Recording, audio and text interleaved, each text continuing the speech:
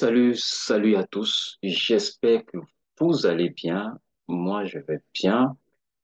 Alors, aujourd'hui, je voudrais vous entretenir sur un sujet qui, je sais, va faire polémique. Déjà, je vais vous montrer combien ça a fait polémique.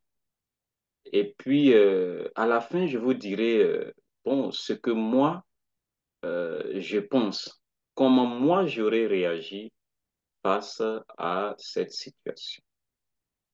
Bienvenue sur ma chaîne, je suis Aziz Jah. Je suis enseignant, professeur d'anglais dans un lycée de la Côte d'Ivoire. Et donc, c'est sur cette base-là que je vais vous parler aujourd'hui. En tant qu'enseignant, je parlerai de ce que pensent mes collègues enseignants. Et puis, quelles sont les difficultés auxquelles nous, les enseignants, nous sommes confrontés? Et puis, dire comment est-ce que nous pouvons vraiment nous en sortir. Pour ce faire, je vais vous partager un, un post, une publication qui a été faite par un enseignant dans un groupe des enseignants qui a vraiment fait couler beaucoup d'encre. C'est parti donc pour voir la publication. Alors, la publication dit quoi? On ne va pas à la fonction publique pour faire carrière. On y va pour pouvoir investir et créer sa propre structure. Si après 20 ans de carrière, vous n'avez rien fait, c'est que vous avez raté votre vie. Après 20 ans, on prend une retraite anticipée pour gérer ses affaires et vivre mieux stressé. Euh, bon, je pense qu'il voulait dire moins.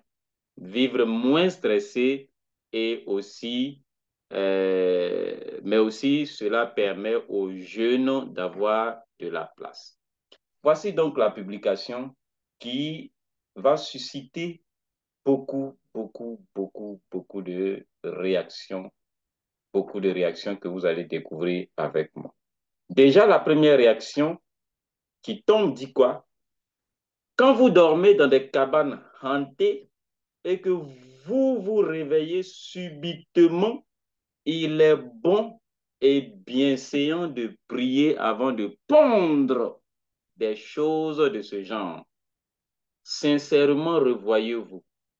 J'espère que vous avez déjà démissionné et êtes sur le point de le faire. OK? Et quelqu'un réplique à ce commentaire pour dire, on va cotiser pour lui pour qu'il quitte cette cabane hantée. Il nous fatigue trop. OK, on poursuit. Quelqu'un d'autre va dire, bon, on va voir, par exemple ici, quelqu'un dit, si tu avais déjà monté une fois, je dis bien une fois, une affaire, tu n'allais pas t'exprimer sans intelligence jusqu'à accuser les gens d'avoir raté leur vie. Beaucoup de ces doyens que tu vois ont monté des affaires, mais le monde des affaires est cruel. Si une personne n'est pas en permanence dans une entreprise qu'elle a montée, donc n'est pas en permanence dans une entreprise qu'elle a montée, ok, le succès n'est point garanti. C'est ce que tu aurais su si tu avais déjà monté une seule affaire. Donc, pour ce monsieur, toute affaire qu'on peut faire ou qu'on doit faire, ce sont les affaires où il faut être là. C'est-à-dire, il n'y a pas possibilité de faire une affaire où on n'a pas forcément besoin d'être physiquement là pour que ça marche. Ça, c'est ce qu'il veut dire. En dessous, on nous dit quoi? Ce commentaire nous dit euh, il faut aller dire ça au président qui veut mourir au pouvoir et tripatouille la Constitution pour multiplier les mandats. Hein? Pour multiplier les mandats, alors que deux suffisent largement. Mhm. Donc, le gars va amener la chose dans politique. Il va se comparer au chef d'État. Mon cher, ça n'engage que lui. OK. Une autre dit, une réflexion dépourvue d'intelligence. Si tu as bénéficié des largesses de ton clan, des largesses de ton clan, OK, ne viens pas insulter tes doyens ici. Ça fait 2 fois on entend doyen. Ce n'est pas en quittant la fonction publique après 20 ans de service qu'on dira qu'on a réussi dans sa vie. Quand l'intelligence déserte le forum, tout finit dans des publications médiocres et idiotes. Bravo. On continue. Tu as démissionné combien d'années de fonction? À combien d'années de fonction? Ou bien tu comptes démissionner quand? Enfin, quel est ton projet monté? Réponds et on ira tous à ton école. Bien. Bonne idée, mais tu l'as mal conçue. Dis plutôt, on vient à la fonction publique pour réussir sa vie en investissant et réaliser ses projets, ce qui te permettra toi-même de créer des emplois pour aider l'État. Sinon, pourquoi démissionner si ton revenu peut te permettre de faire plus? Cher mien, voilà comment tu devais concevoir ton idée. Si et seulement si nous étions dans un pays développé. Un commentaire, bon, voilà, qui est moins, qui est moins virulent. OK? Voilà. Voilà. J'ai omis de... euh, OK, on va passer rapidement. Voici ce que ça donne de ramasser n'importe quoi pour en faire un enseignant. Pas de vocation, rien qu'un commerçant affairiste. Nous, on a raté notre vie. Donc, nous te souhaitons bonne chance pour la tienne. Tu as encore tes cours d'amphithéâtre dans la tête. Après, tu vas oublier ça et redescendre sur terre. Bien. Vous pensez que les autres n'ont pas envie de réaliser? Toute personne sur terre a bien envie d'avoir une vie de rêve. Cependant, chacun de nous est confronté à des problèmes qui ne lui permettent pas de bâtir son rêve. Tous, depuis notre bas âge, avons rêvé d'être des DG, des hauts cadres, DG hauts cadres, d'accord? Mais combien le sont devenus? Alors profite de ta chance et ne pense pas que tu es plus intelligent que les autres. Il y a des personnes qui sont riches aujourd'hui parce qu'elles volent les autres. D'autres n'ont accès pour voler, n'en ont pas accès pour voler. Ils ne vivent que de leur salaire du mois que nous connaissons tous. Arrêtez de dire des choses sans connaître les problèmes de tout un chacun. D'accord. On retient DG au cadre, des gens volent les gens, ok, bien.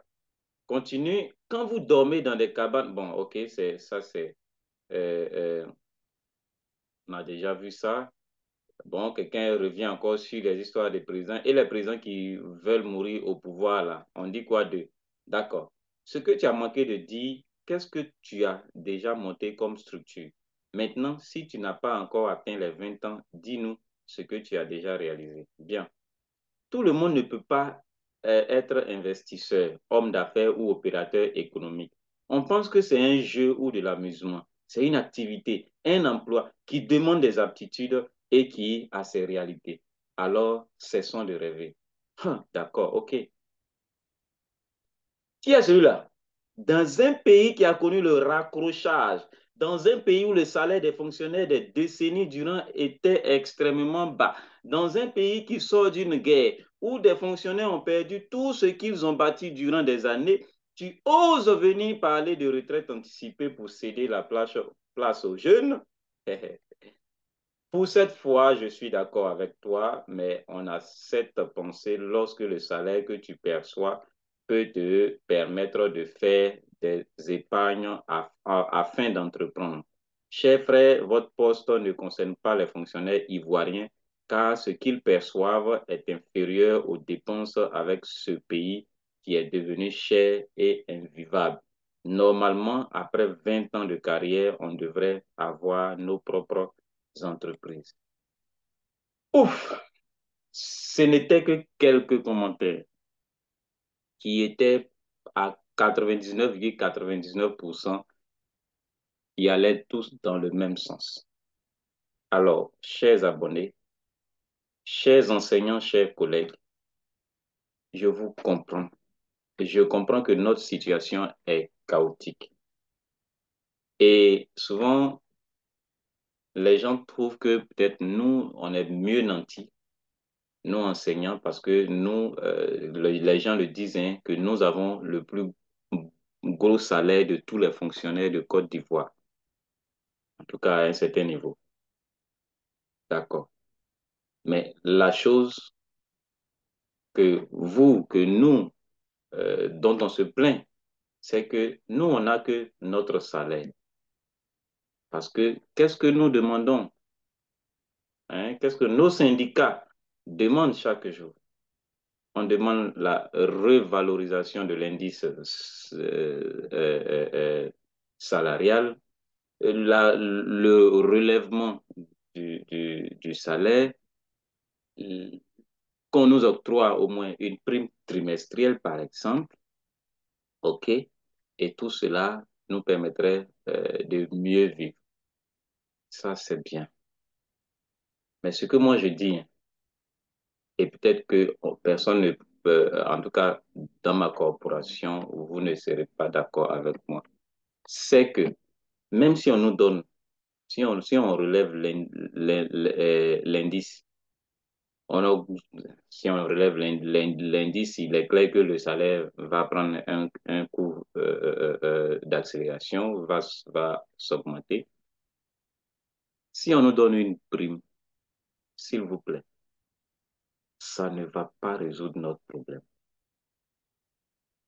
Ça ne va pas résoudre notre problème.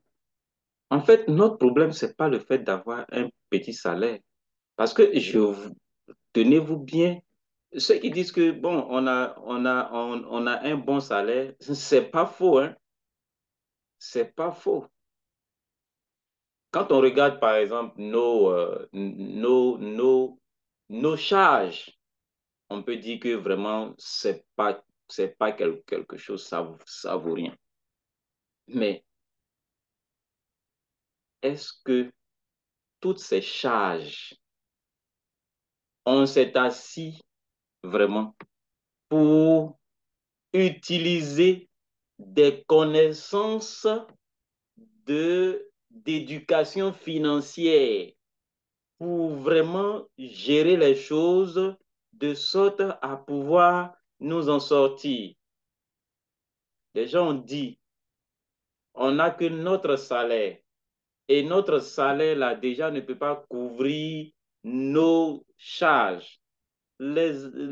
Chers doyens, bon, les doyens, moi, je vous respecte, je m'incline, je m'incline, je m'incline, chers doyens, et je sais que vous avez vraiment fait des choses, vous avez monté des entreprises, vous avez eu des rêves que vous avez bien voulu réaliser, qui n'ont pas pu être réalisés par la faute de situation, indépendamment de votre volonté.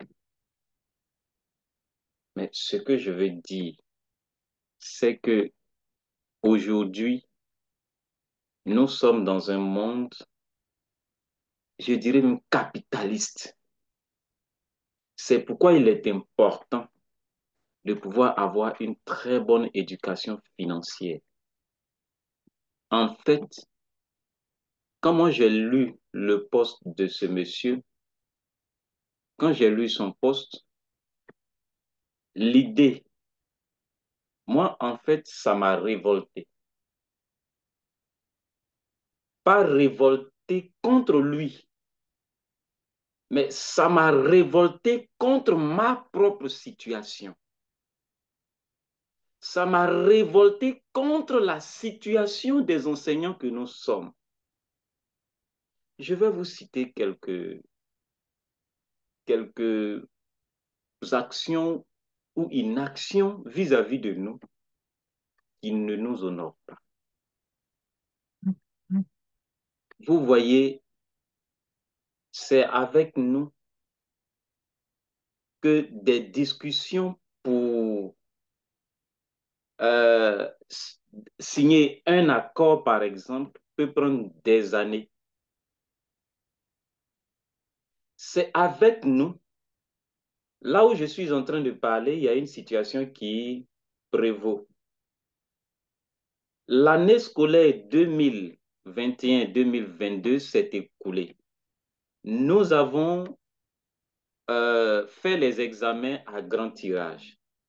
Pendant ces examens à grand tirage, il y a des, il y a des activités que nous, enseignants, nous menons qui sont rémunérées, à savoir le secrétariat, l'interrogation, c'est-à-dire les épreuves orales, anglais, français et les langues vivantes, 2, allemand, espagnol, la correction. Ces activités-là sont des activités rémunérées. Normalement, on devrait recevoir nos payes, peut-être pendant les vacances ou bien même dès la rentrée suivante. Mais je vous dis que jusqu'à présent, où les épreuves physiques de l'année 2022-2023 vont avoir lieu incessamment, ces indemnités de correction, d'interrogation et de secrétariat ne sont pas encore payées. Et actuellement, les professeurs d'EPS sont en train de mener des actions de boycott des épreuves physiques. Et c'est comme si ça n'émouvait personne. Voilà.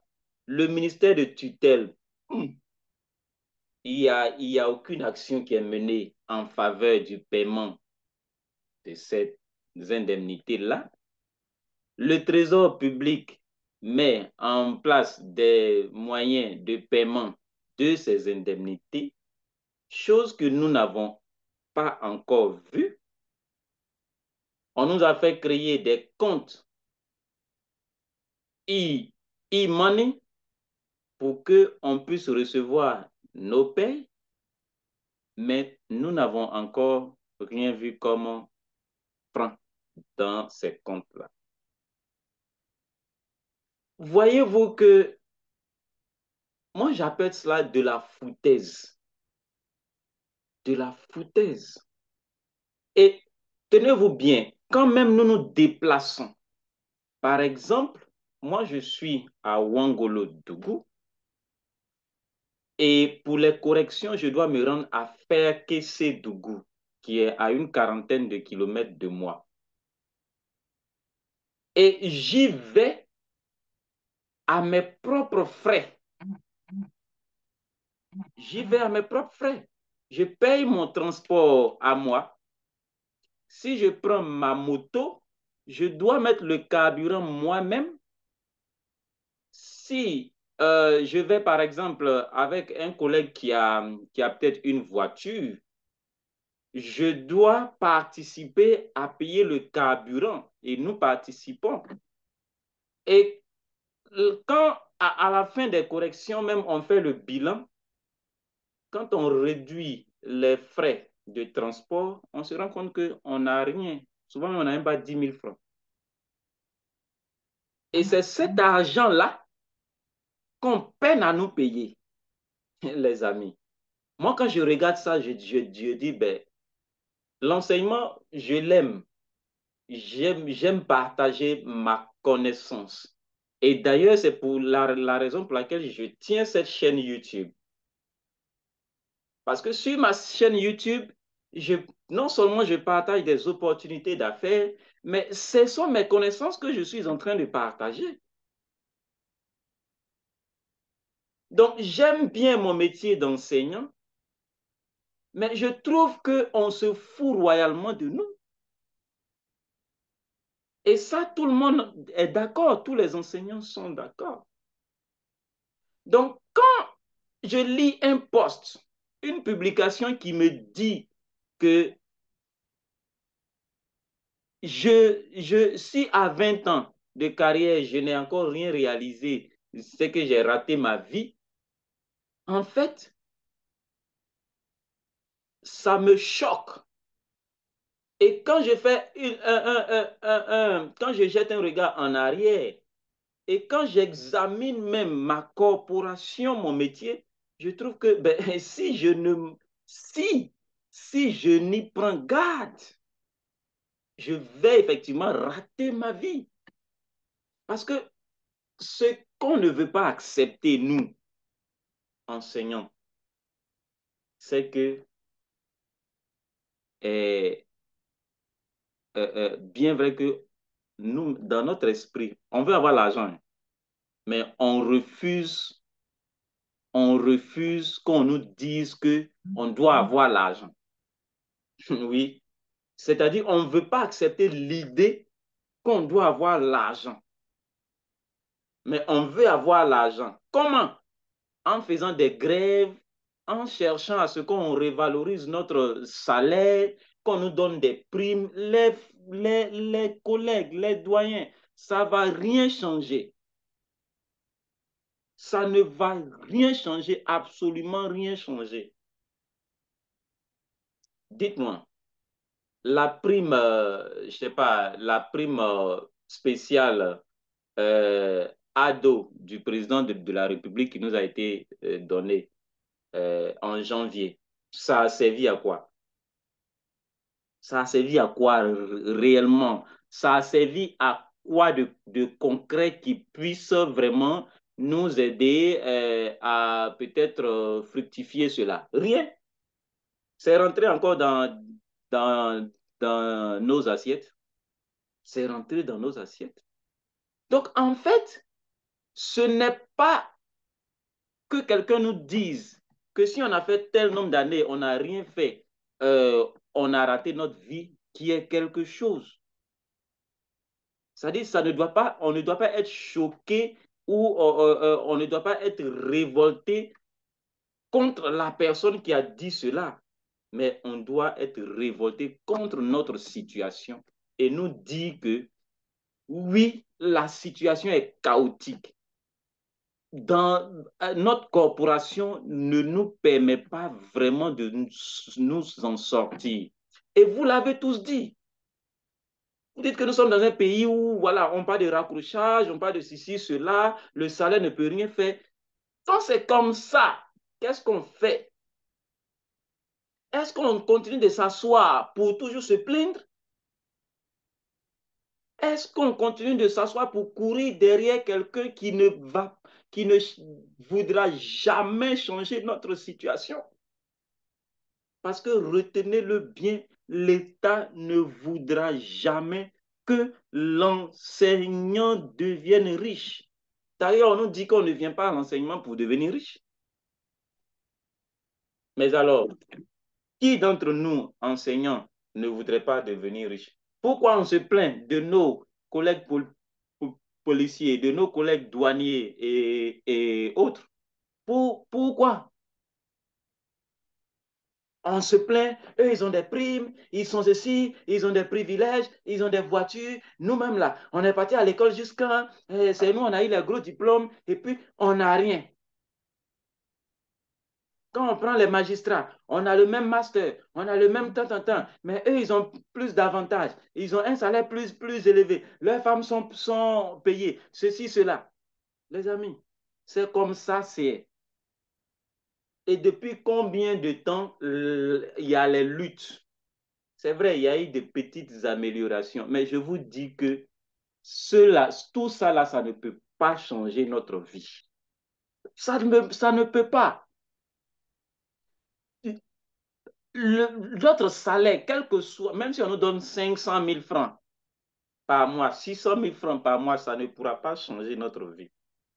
Tant que la chose la plus primordiale, qui est notre prise de conscience que nous devons chercher à nous en sortir, n'est pas, ne fait pas, n'est pas, ne commence pas à faire partie prenante de notre réflexion, de notre vécu quotidien, les collègues, les grands frères, les doyens, ça ne peut pas aller. Ça ne peut pas aller. On peut bien faire son travail et, et vraiment construire sa vie à côté. Pourquoi est-ce que, c'est-à-dire, dans les règles de l'enseignant, il est interdit à l'enseignant d'avoir des entreprises.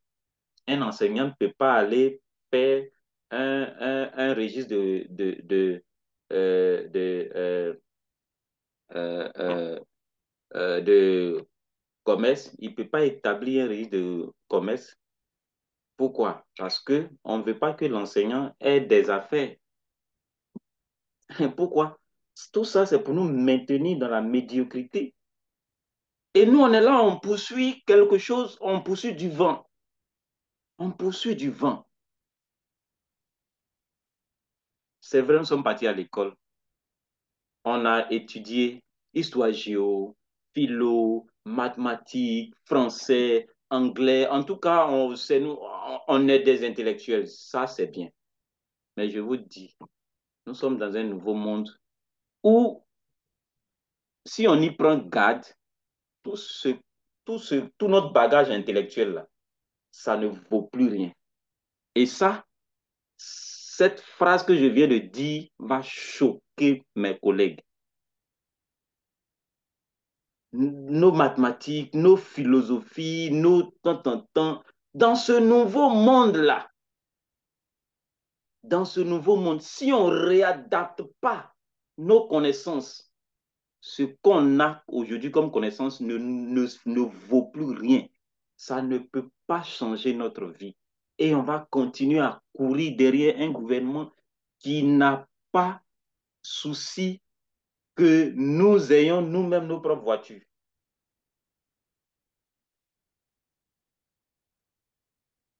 Ça ne peut pas. C'est pourquoi moi j'invite tout le monde, enseignants, à vraiment réapprendre. C'est-à-dire, nous avons appris, non? Il est important que nous désapprenions un peu. C'est-à-dire que nous oublions un peu on est trop allé loin à l'école. Oui, on a eu master. Donc là même, nous, on ne peut plus rien nous dire. Chers collègues, notre master, là, si c'était vraiment un master, là, ça devait nous donner vraiment à manger bien. Mais si aujourd'hui, quand on a notre master et puis notre esprit n'arrive pas, c'est-à-dire nos connaissances n'arrivent pas à créer d'autres choses, c'est que c'est grave. C'est pourquoi il est important que nous désapprenions pour réapprendre. On met un peu bas la terre pour apprendre de nouvelles compétences. Apprendre de nouvelles compétences. quelqu'un a dit que l'entrepreneuriat n'est pas un jeu et que c'est une activité, un emploi qui demande des aptitudes. Mais qu'est-ce qui nous empêche d'aller à la recherche de ces aptitudes? Qu'est-ce qui nous empêche? Hein? Qu'est-ce qui nous empêche? Qu'est-ce qui nous empêche? Je sais que tu aimes bien ton travail d'enseignant. Tu veux être tout le temps en train de faire beaucoup de devoirs, beaucoup d'interrogations, tout le temps en train de corriger feuilles. En tout cas, tout ton temps, tu veux que ça soit occupé par l'enseignement. D'ailleurs, tu ne fais même pas ça. Donc, ton temps libre, tu peux utiliser pour apprendre de nouvelles aptitudes, pour acquérir de nouvelles compétences. Vous savez, notre vie actuelle est le reflet de notre connaissance actuelle. Nos réalisations actuelles sont le reflet, sont l'extériorisation de nos connaissances actuelles. Hein? Comment est-ce que nous pouvons changer quelque chose si nous n'avons pas ces connaissances? Je vous en prie, nos connaissances actuelles, on doit les actualiser. On doit les actualiser. Vous savez, aujourd'hui, on n'a pas forcément besoin d'avoir une entreprise dans laquelle on doit forcément être présent. Aujourd'hui, beaucoup de nos collègues sont ignorants des opportunités que Internet peut nous offrir. C'est-à-dire, lui, comme il est dans une petite ville, il se dit que, OK, si je dois monter une entreprise ici, bon, la ville est petite, je ne peux pas faire, je ne vais pas avoir plusieurs clients, je ne peux pas avoir ceci, tout, je suis trop limité. Mon collègue oublie que grâce à Internet, il peut s'ouvrir au monde entier. Mon collègue ne sait pas ça. Et mon collègue est là pour insulter ceux qui sont sur Facebook en train de faire leur business. Même les influenceurs qui sont sur les réseaux sociaux, vous pensez qu'ils font quoi? C'est du business qu'ils font. Aujourd'hui, c'est ça. Si tu ne veux pas t'approprier l'Internet, tu ne veux pas t'approprier les réseaux sociaux, tu ne veux pas acquérir de nouvelles compétences, voici comment tu vas réagir quand on va te parler de succès, quand on va te parler d'échec. Tu vas te sentir morveux parce que, en clair, toi-même, tu sais que tu as raté ta vie. Mais comme quelqu'un vient le dire, tu te dis qu'il t'a insulté. Mais tu es encore vivant. Tu es encore vivant. La personne te dit que tu as raté ta vie. Tu dis non, je suis encore vivant. Je n'ai pas encore raté ma vie. J'ai encore des opportunités. Le monde s'ouvre à moi. Le monde s'offre à moi. Et j'ai les rudiments, j'ai les outils nécessaires pour aller à la conquête du monde. Et tu prends tes responsabilités. Tu pars acquérir de nouvelles compétences, de nouvelles aptitudes et tu attaques. C'est de ça qu'il s'agit. Voici comment moi je réfléchis, voici comment moi je vois les choses. Ne vous asseyez pas dans vos salons pour dire que le monde se limite à là. Non. Aujourd'hui, là, le monde, tout le monde entier est ouvert à nous. On parle de village planétaire. Souvent, on va prendre le terme village planétaire pour trouver les côtés négatifs du fait que le monde est devenu un village planétaire. Oh, voilà, on va s'appuyer sur le fait que, voilà, le monde tire à sa fin, voilà, Satan est en train de réunir tout le monde, faire ceci, cela. Quand c'est ça, là, on va en parler. On va vraiment prêcher dessus. On va vraiment donner des arguments. Mais oh, avant que tout ne se gâte là, qu'est-ce que toi tu fais de ce village planétaire? Tu es dans un monde qui s'unit, qui s'ouvre à tout le monde. Et toi, tu te renfermes. Pourquoi? Et puis tu te plains que ta situation ne change pas. Tu te plains que ton gouvernement ne fait rien pour toi. Mais ton gouvernement là, qu'est-ce que tu penses? Qu'est-ce que tu crois? Ton gouvernement là est ouvert au monde. Toi, tu ne veux pas t'ouvrir au monde. Et puis tu veux que ton gouvernement fasse quelque chose pour toi. Non. Moi, je suis reconnaissant à Dieu de m'avoir fait la grâce de devenir enseignant. Et même le peu que je gagne, je dis c'est une grâce. Je ne sais pas si j'aurais pu m'inviter dans les affaires si je n'étais pas enseignant parce que je ne sais pas si j'aurais au moins une petite ressource. Mais nous, au moins, on a une petite ressource. Les frères, les grands frères, les tontons, les tantis, les doyens, les doyennes. On a une petite ressource. Allons chercher un peu d'informations. Quand souvent on regarde les vidéos de ceux, des motivateurs, des coachs, voilà, voyez ceux-là. Mais attendez, le gars, ce qu'il est en train de faire là, peut-être qu'au moment où il est en train de te dire, fais ci, fais ça, il n'a rien. Mais à force de te répéter cela, lui-même, ça devient une habitude à sa vie et il met cela en pratique et demain, tu le vois rouler dans les grosses voitures et tu vas dire que voilà, il est en train de gagner l'argent sur le dos des gens. Mais pourquoi toi, tu ne peux pas faire ça aussi? Toi, tu es trop honnête. Voilà, oui, ça dit, nous, on est trop honnête, on est trop fiers aujourd'hui, là. Qu'est-ce qui fait que l'enseignant n'a plus de valeur? On n'a plus de valeur. Pourquoi? Regardez chez moi ici, là. Moi-même, je vais à l'école, je suis sur ma petite moto KTM. Et puis, les élèves viennent avec les grosses motos, les Absolic, les Audi, en tout cas, les motos qui sont plus chères que moi, que la mienne. D'autres même, on vient les descendre en voiture. D'autres même sont prêts à venir en voiture eux-mêmes. Quand c'est comme ça, là, l'élève va avoir quelle considération pour moi? On le veut ou on le veut pas, nous sommes dans un monde où l'argent là, est en train de tout prendre. L'argent prend le dessus.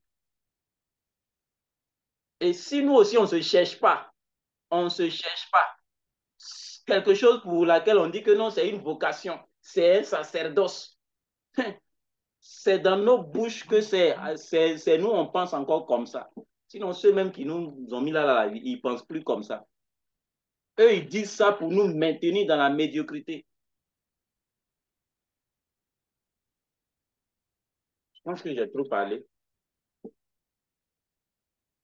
Donc, en conclusion, ce que je veux dire, c'est que on ne doit, le poste du collègue peut être choquant, peut être ce qu'il veut, peut être insultant et tout, mais quand on te lance une pierre, prends la pierre et fais de cette pierre quelque chose qui peut te rapporter quelque chose demain. Donc, moi, je vous appelle à prendre conscience que notre situation en tant qu'enseignant, là, ce n'est pas l'État qui va changer ça. Et que nous devons prendre les taureaux par les cornes. Et aujourd'hui, les opportunités s'offrent à nous grâce à Internet. Je ne vous ai pas dit d'aller faire investissement sur Internet parce que vous, là, voilà, déjà, pour vous, c'est un axe, voilà. Okay. Mais je vous dis que Internet est un moyen qui vous aide à ouvrir la porte du monde grandement comme ça. Donc, tu peux être dans un village et avoir un business que tout le monde va connaître. C'est de ça que je parle. Donc, tu n'es pas obligé, par exemple, d'avoir un business où tu as le local chez toi, où tu vas mettre quelqu'un dedans. Non! Aujourd'hui, tu peux gérer une boutique en ligne. Tu peux gérer un business complètement sur Internet. D'ailleurs, ceux qui se font le max d'argent actuellement, c'est ceux qui utilisent Internet pour leur business. Pourquoi toutes les entreprises sont en train de numériser leurs données, sont en train de passer à la numérisation? Pourquoi? Et pourquoi nous, on veut rester en marge de cela? Chers collègues, chers doyens, pendant que nous sommes encore en vie, on a encore cette possibilité-là. Ouvrez les oreilles, ouvrez les yeux, allez-y à la recherche de ces nouvelles aptitudes, de ces nouvelles compétences qui vont changer notre vie sans forcément que nous nous fassions toujours humilier par notre gouvernement, par l'État. Merci à tous. Je m'excuse pour tout propos qui vous aurait blessé. Et puis, je vous réitère tout mon respect, tout mon respect, tout mon respect, toute ma révérence. Merci à tous. Au revoir.